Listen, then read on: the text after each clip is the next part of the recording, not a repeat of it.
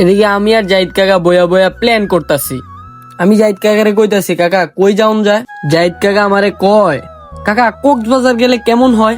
অনেক দিন ধরে সমুদ্র দেখি না। যেমন কথা তেমন কাজ।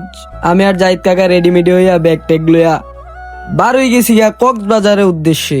তো এদিকে কক্সবাজার যাইতাছি। কক্সবাজার যাইয়া কি কি করি, কি কি পায়তারা দেই, সম্পূর্ণ ভিডিও আমার ফেসবুক পেজে দেখতে পারবেন। এদিকে বন্ধু রিফাদের লোকে দেখা। বন্ধু রিফাদে আমরা লাগে শাসন গাছা বইয়া ছিল।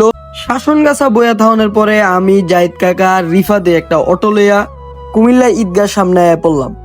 তারপরে ঈদগাহ সামনে আয়া দেখি আমরার আগে আমরার বাস আয়া বয়ে রয়েছি।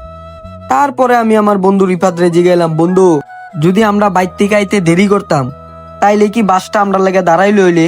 বন্ধু রিফাদে কয়, হেতারে কি তোর লাগে ঠেকা পড়ছে যে আমরার মতো বাদামের লাগে হেরা দাঁড়াইবো?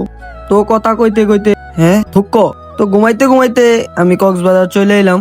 কক্সবাজার আসার পরে আপনার প্রধান কাজ কি? ঘোরাঘুরি করা? মোটেও না।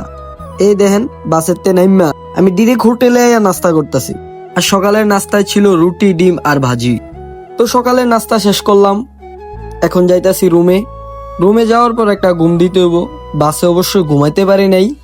তো আজকের ভিডিওটি এতটুকু পর্যন্তই। আমার কক্সবাজারের পরবর্তী ভিডিও দেখতে চাইলে অবশ্যই আমার ফেসবুক পেজটাকে ফলো দিয়ে রাখতে হবে।